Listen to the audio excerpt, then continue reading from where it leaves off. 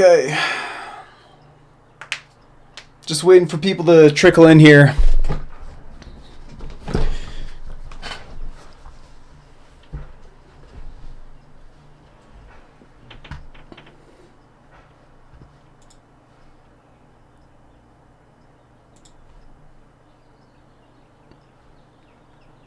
All right, guys. Welcome. Just give it a couple minutes for people to join in here before I start diving in, but welcome to the stream. I think I fixed my audio issues last time. There was some weird, I don't know, something. But if you guys can hear me, if I sound good, let me know. Audio check, video check, just let me know in the chat.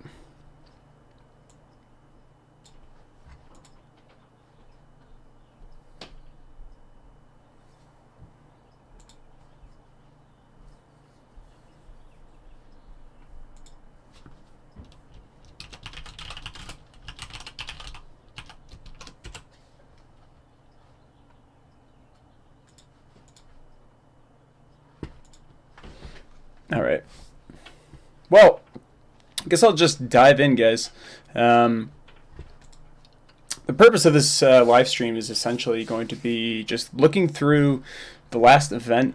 For you guys who are not aware, one of the things that I did last week was take the car, my WRX, onto the track for the first time. It was really an incredible experience. I went to La Junta Raceway in Colorado. It was a 4-hour drive, but it was definitely something that I love doing and I definitely want to do again. So it was part of the SCCA time trials, Rocky Mountain time trials, I believe it is.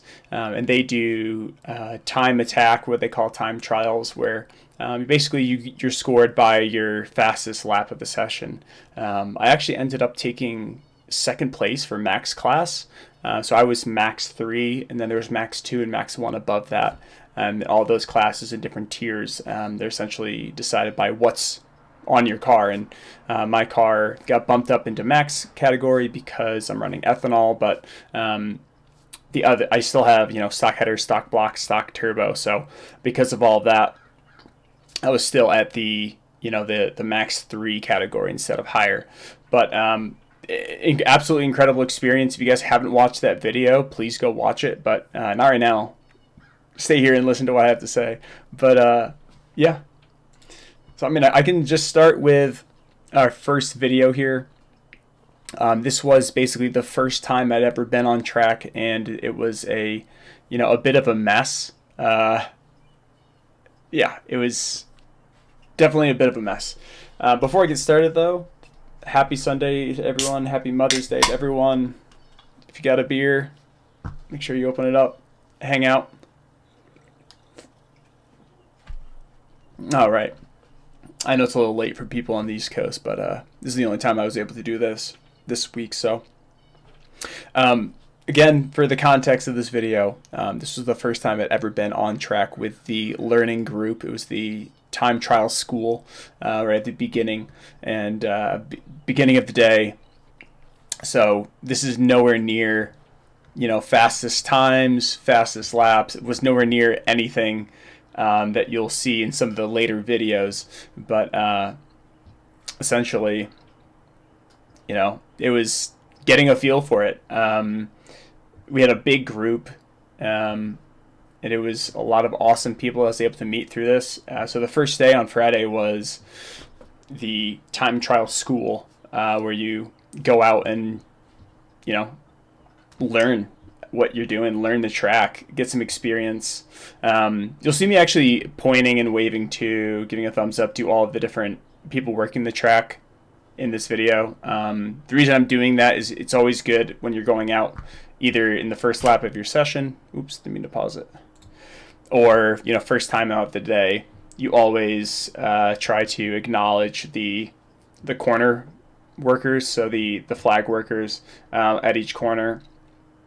And essentially, what you're doing is you're saying, "Hi, I'm aware that you're there," and it's kind of like a polite thing to do, to say thank you for what they're doing, but also acknowledge, hey, I know that you're there and I know you're going to be waving flags at me. So when I'm coming past your corner, I know to look to see if you have a flag out. So that was something that I learned pretty quickly.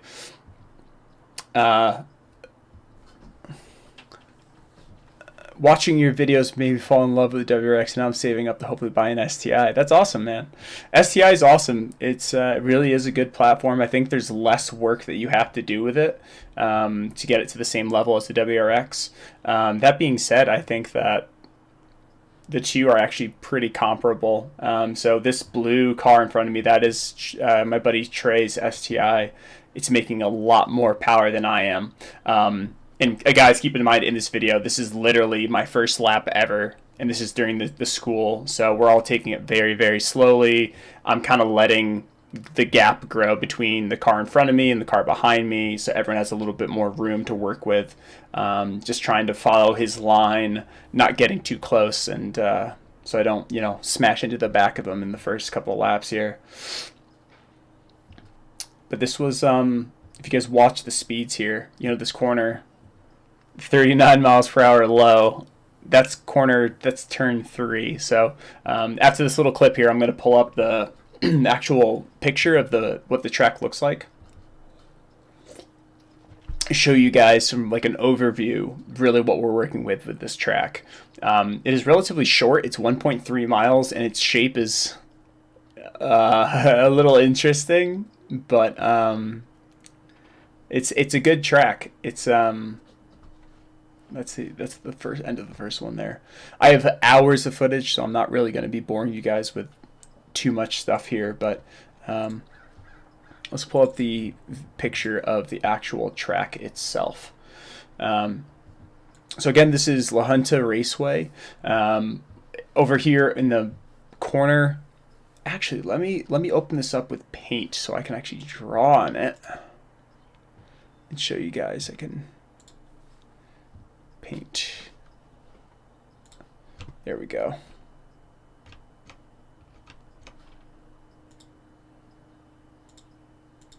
Wow, well, I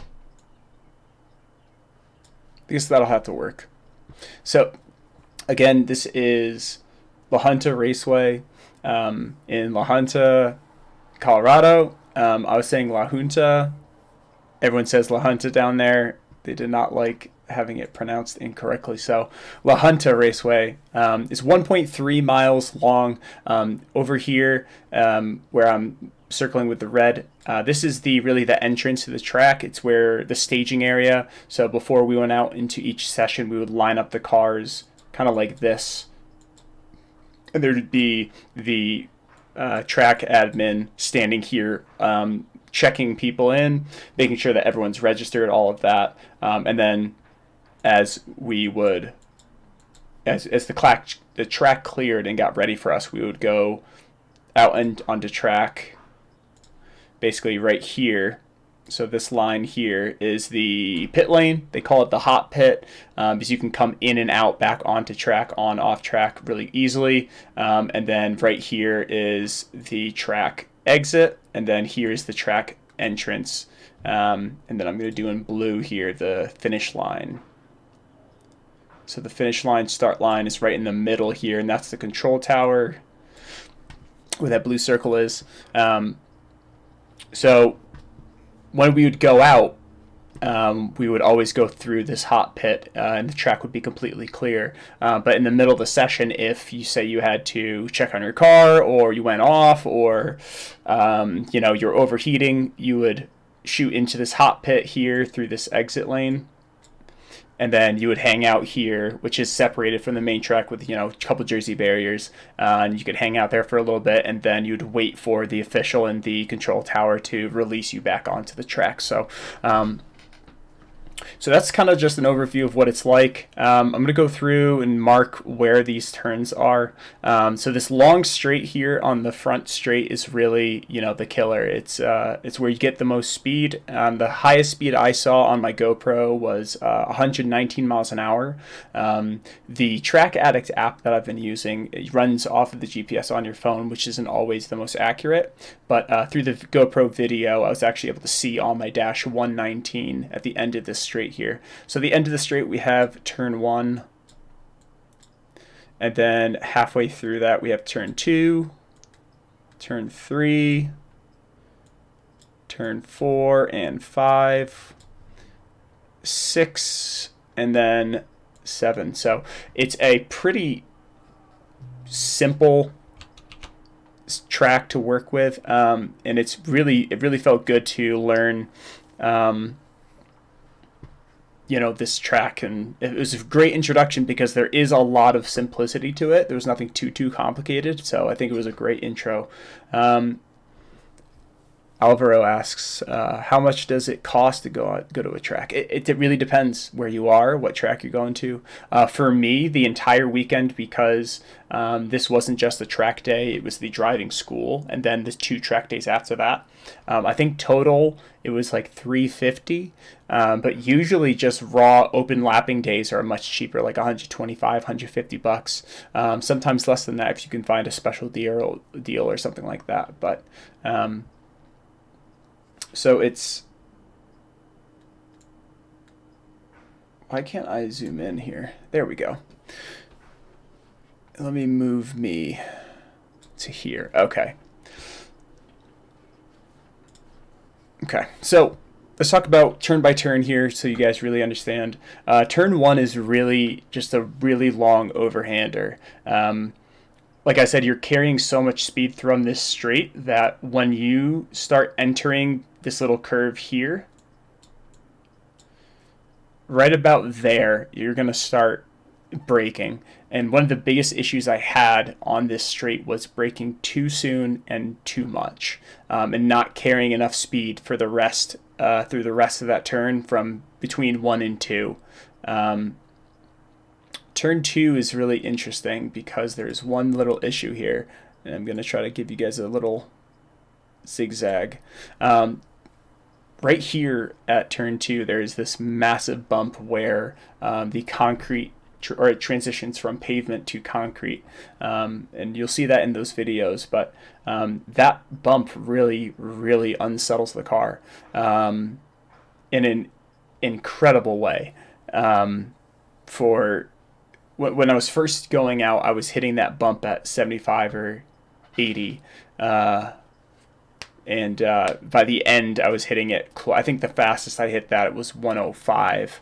Flying Lap showed up. Hey, what's up, man? Should just lift there.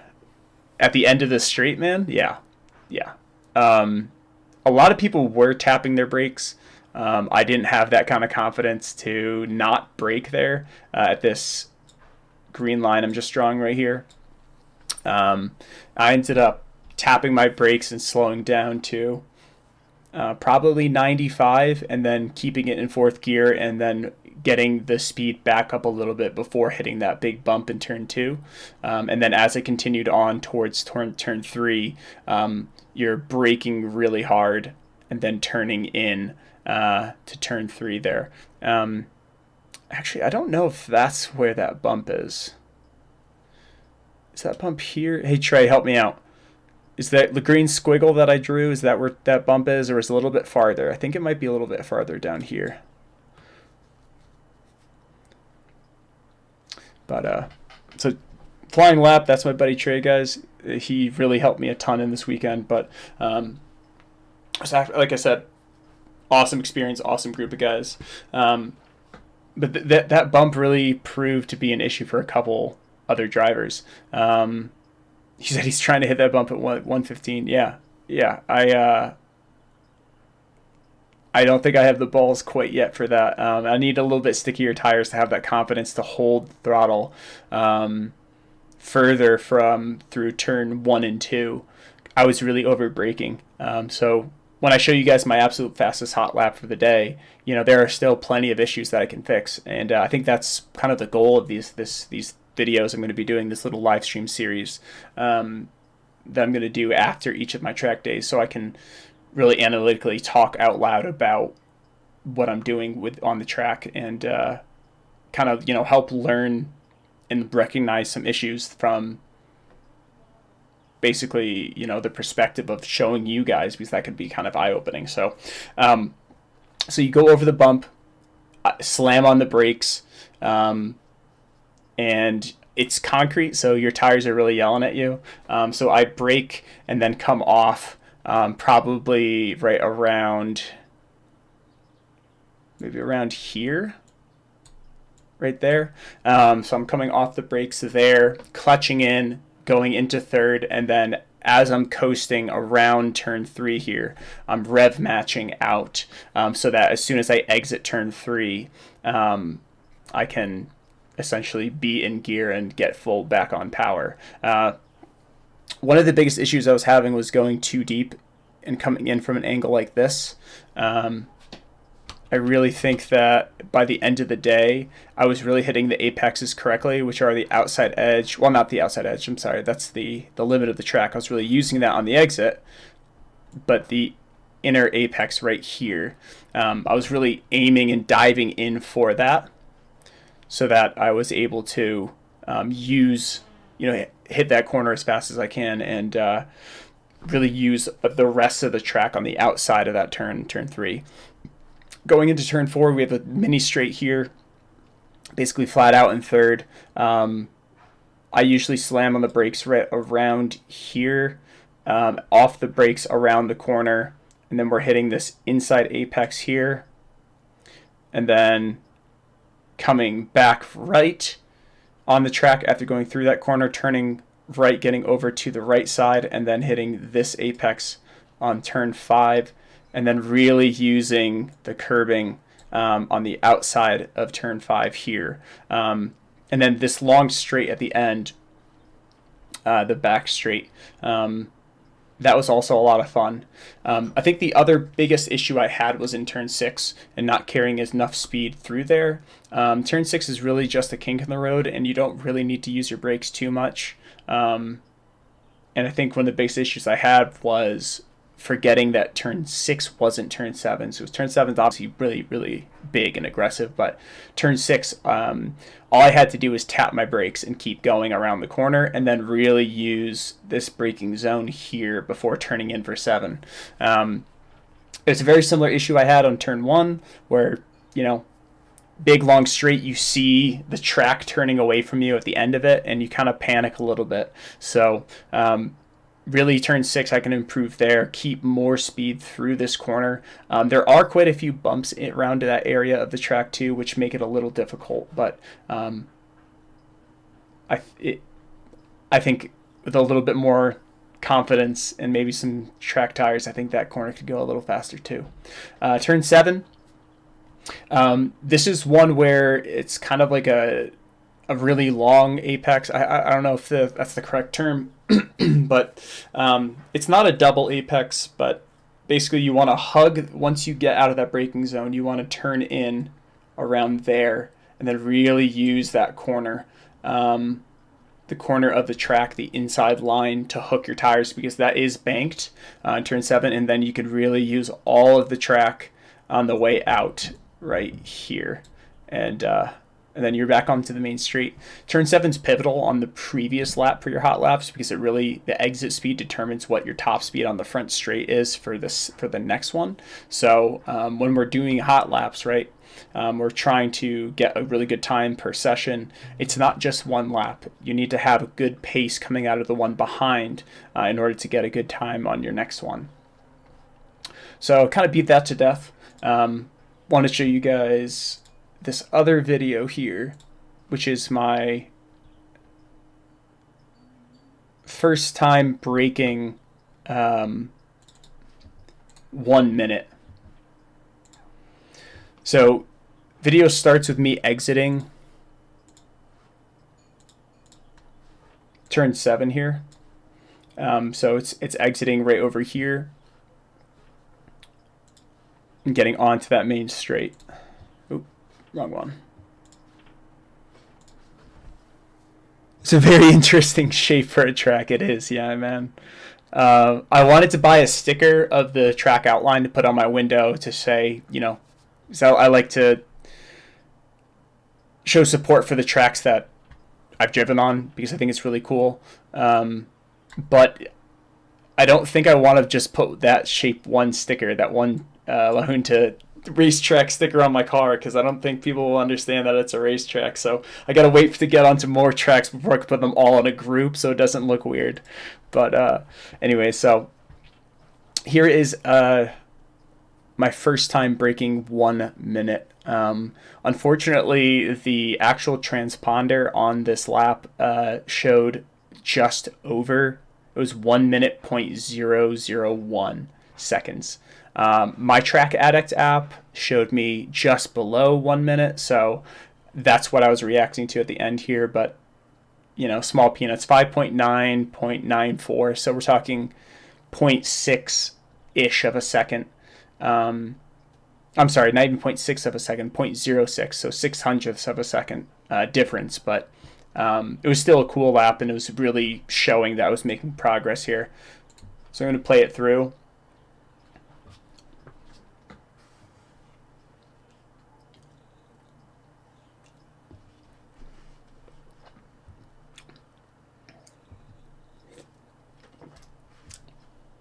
So my speed got down to 90 there.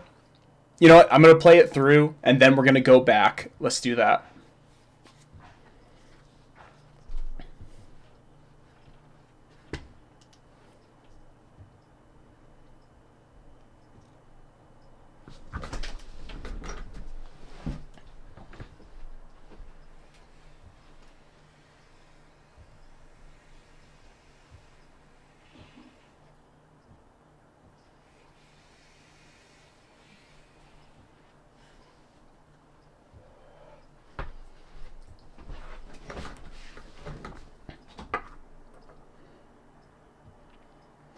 So I did go a little deep, but again, we'll talk about it in a second here.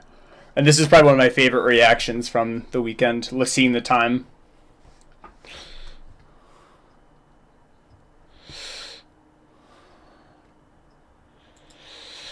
All right. Redline asks, what's a fast lap there? Trey, I think, actually holds the max class record. What is it? What'd you get? A 55? Trey, if you're still there, I can let me pull up the chart from the weekend so you guys can see what the fastest lap here. Oh, let me just pull it up on my phone so it doesn't complicate things.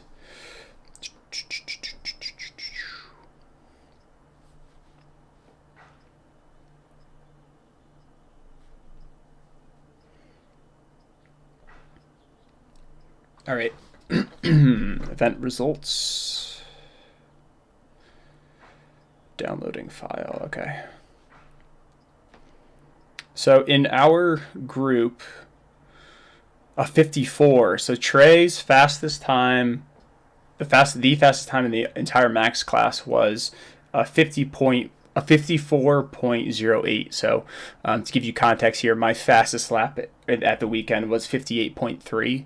And I think I still have more in the car, more in my technique, more in the braking distances, the lines I take, overall confidence in the corners, maintaining more speed, all of that combined. So I have a little bit more, but I really need track tires to start pushing that time even faster.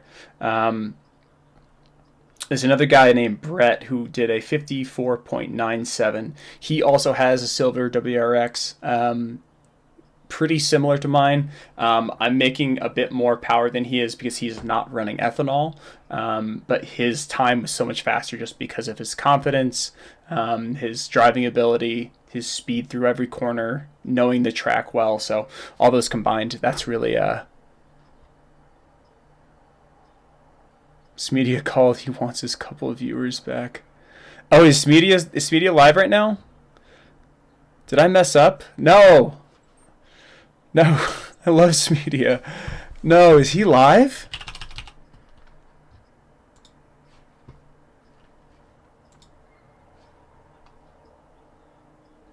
No, he's not live. Oh, okay. You just mean in general? Okay. Anyways, so again, 54.08. That's the max class record. So Trey's an absolute beast. But I'm gonna rewind this real quick. Starting at the beginning of the flying lap there. this was a good use of the track. I think I did a good job coming out wide, but a little bit earlier than that, one thing I noticed here on this lap was going too deep into the corner, and so I had to come off power early. So I was already on power to exit through the corner, and you can see my hands turned all the way over there. But going a little bit too deep, so I didn't turn in soon enough. So I had to come off power for a second, get the car rotated over, and then get back on power. And then same thing there. Do you hear that little intake sound? That's because I had to get off power for a second. Down into fourth gear.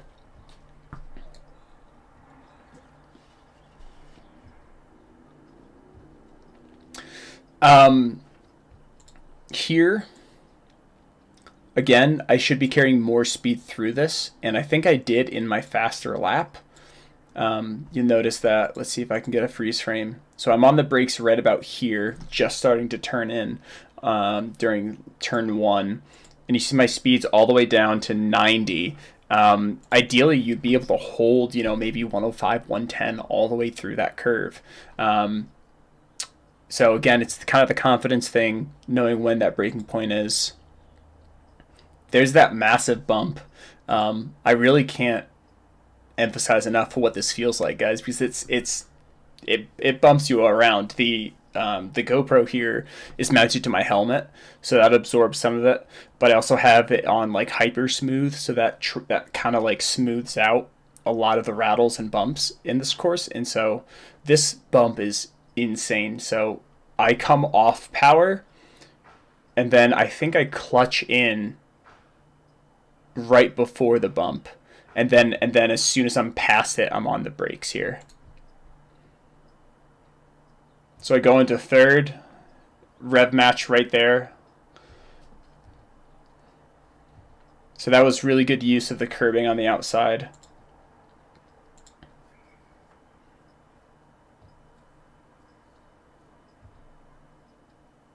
So all the way out to the corner, this side of the track, and on power through the curbing, which actually felt really good. Hitting the first apex, coming back out to the right. I could have gone a little bit farther out to the right before turning back left there. Didn't use the curbing there on the right side, which I should be if I'm maintaining more speed.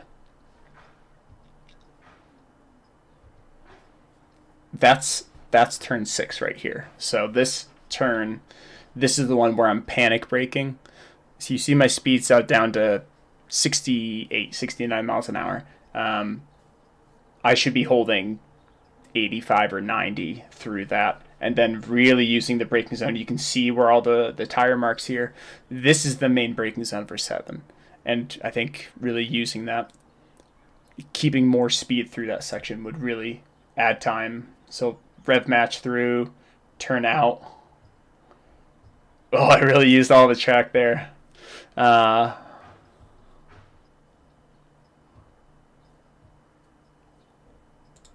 Okay, I don't want to hear my cringy reaction. So that was the first lap that I did under a minute. But last one I want to show you guys was my fastest lap time of the weekend. And for some reason, the GPS actually synced perfectly with the transponder. So both of us, the Track Addict app and the transponder, both showed 58.3.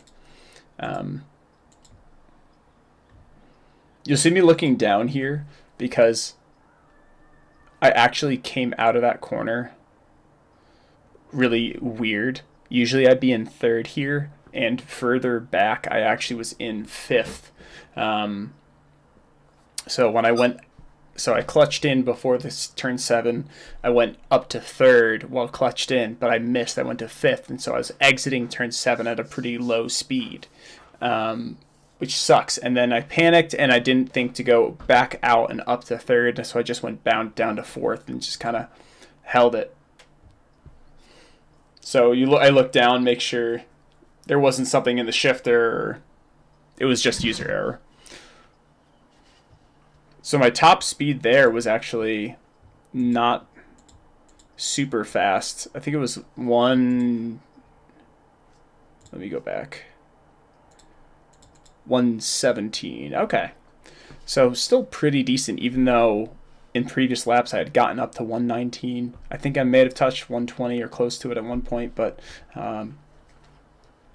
it really goes to show that even like with my fastest lap here, there was plenty that I could do to improve it. Do you think he'll do drag racing? So I've thought about taking to a drag strip. The issue with drag racing is that I have the WRX transmission. With the amount of power that I'm pushing with the stage 3 clutch, I'm not worried about the engine. I'm not worried about the clutch. I'm worried about the transmission, especially launching it. I've actually never launched my car before from zero to, to going.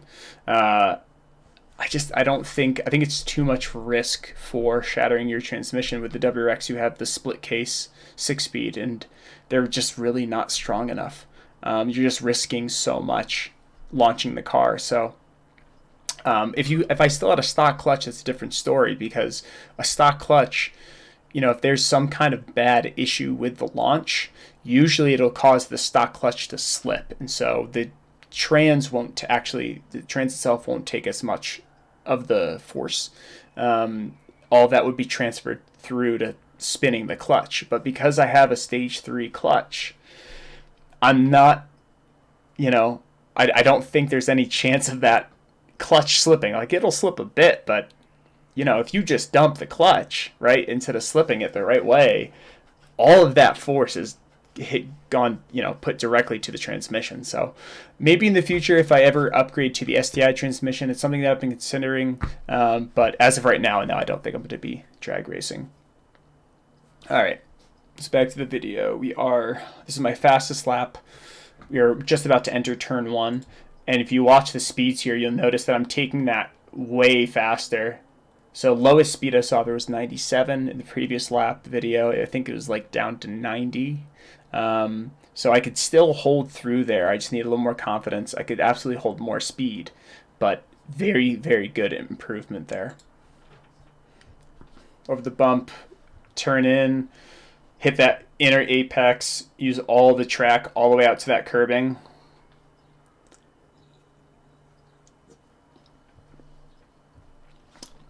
I'm turning in later, which is really good too.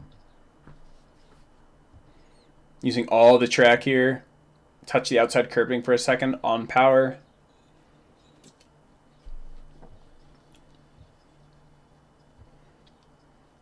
And you'll notice I actually run into traffic here. So this was not my fastest sector. If I look at this lap compared to others in the session where I didn't have traffic, I was actually exiting this corner a bit faster, maintaining a little more speed through that turn 7. And I decided just to go on the inside line of this guy. Really nice guy in this Civic, by the way. So I passed the finish line there. Let me go back. So you see me, this is where the finish line is, right where this the observation tower there. The finish line is right there. And so I decided to cut on the inside of this Civic. I didn't want to pass him because he was starting one of his flying laps. I didn't want to disrupt him or pass him or anything like that. So I had gotten my hot lap in. I just wanted to get over that line, get that time in. And so once I pass it, you'll see me give him a point by here. So like, hey, yeah, keep going. You're on the racing line. I'm not. So I slow down, make sure there's nobody behind me here, and then I do a cool down lap. But let's see if I can show you. Oh no. Right there. So on the screen on my phone, that's 58.3. So one of the great things about the Track Addict app there is essentially that it shows you live based on your telemetry data and the information that the app has about the track. It can know what your time is. And earlier in the lap, about I think every sector, so 3 times, it'll show you whether or not you're on pace, what the expected pace is based on what your time in that first, second, and third sectors are.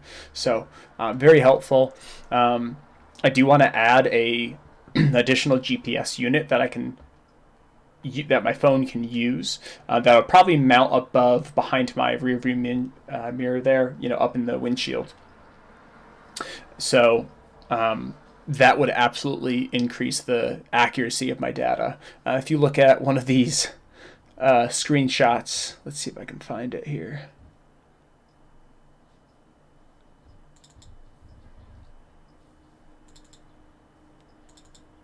There we go, 58.3. So if you look at the track, obviously I didn't go off during my fastest lap. So like I said, the GPS on just the phone is not the greatest, so adding that device would really help clean this up and give me a bit more data to work off of, which is going to be really helpful. But let me get back to that video. But yeah, overall, what went well, I think I linked a lot of the corners really, really well. Held more speed through turn one over that bump.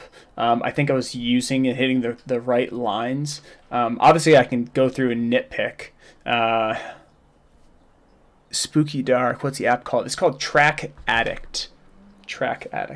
And then the actual software that I'm using to overlay the information from the Track Addict app is Race Render, which is made by the same company. So I'm using the footage from my GoPro, and then the data, all this second-by-second data you see on the left side of the screen here. This is all coming from the Track Addict app itself, using telemetry data. So it's very helpful. You can load in and tell them. This is the app itself.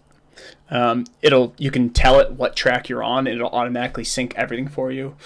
So it's extremely helpful.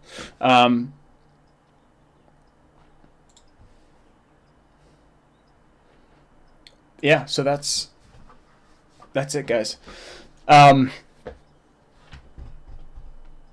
What are the weak points on the car? To be completely honest, I think a much better driver with more experience could take my car and get the same lap times as Trey. I don't think the car itself is limiting me in any way. Would I love an STI transmission? Absolutely. Would I love to do a carbon fiber hood for better cooling? Yeah. I might just add vents in that, but that's a different story. But really, the limiting factor here, guys, is not the car, and I think that's awesome, because that means I did a good job in the way I set the car up, what mods I put on it, all the work I've done over the years. It really comes down to me as a driver and getting more confident. One thing I absolutely think that I can do a little better, or what can be improved essentially, is the tires I'm running. I do plan on getting track tires. I'm debating between the Azenis RT615K Plus, those or the Hankook RS4s. They're both awesome 200 treadwear tires, so I won't get bumped up any classes. I can run those, and those are completely fine for my class, but those are really going to help with mentally my confidence. If you guys watch this video here, let's see, where is it? This concrete pad, man. If you listen, you can hear my tires just screaming at me.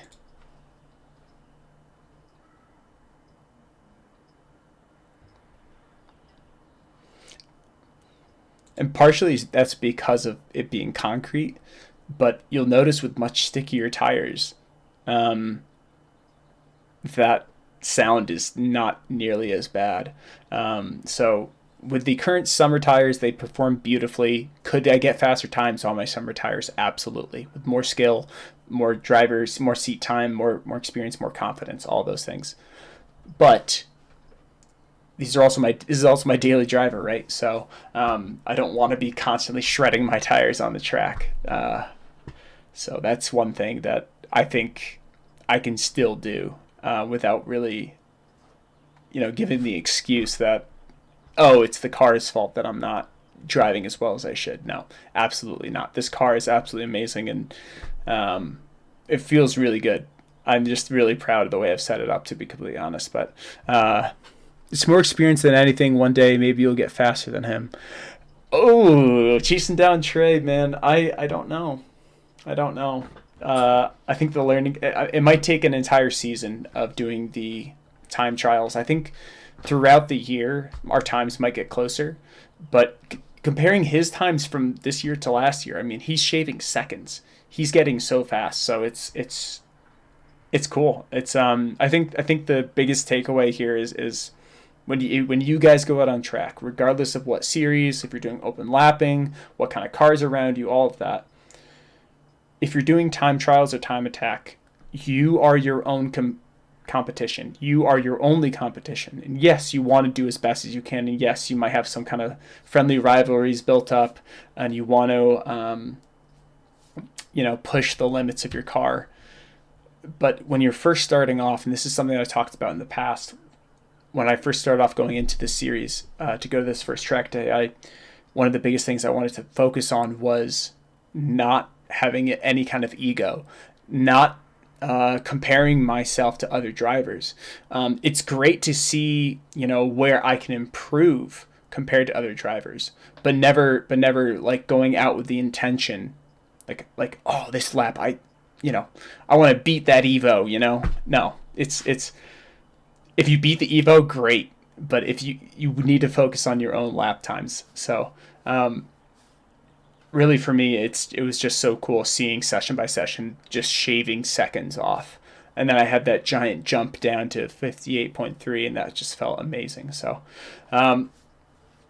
see, there's a couple of you guys left. I know it's getting pretty late, but thank you guys for watching. Again, this is it's been an amazing experience. I'm going to be uploading this if anybody wants to go back and watch. But if you haven't seen the actual video I did about this entire track day, please go watch that. It's been really, really cool. Next event is at Pueblo Motorsports Park at the end of the month, Memorial Day weekend. So I'm going to be going down to do that. And that's the 28th and 29th. So got a little bit more time to get the car ready. I'm going to be doing another video here soon about what mods I want to do before then. What can I improve on? Overheating was one thing I really had to worry about. So that is something I need to fix and work on. But yeah, thank you guys for watching. Thanks for coming and hanging out. Happy Mother's Day if anybody is celebrating Mother's Day. Happy Mother's Day, everyone. All right, guys. I'm out. See you guys soon.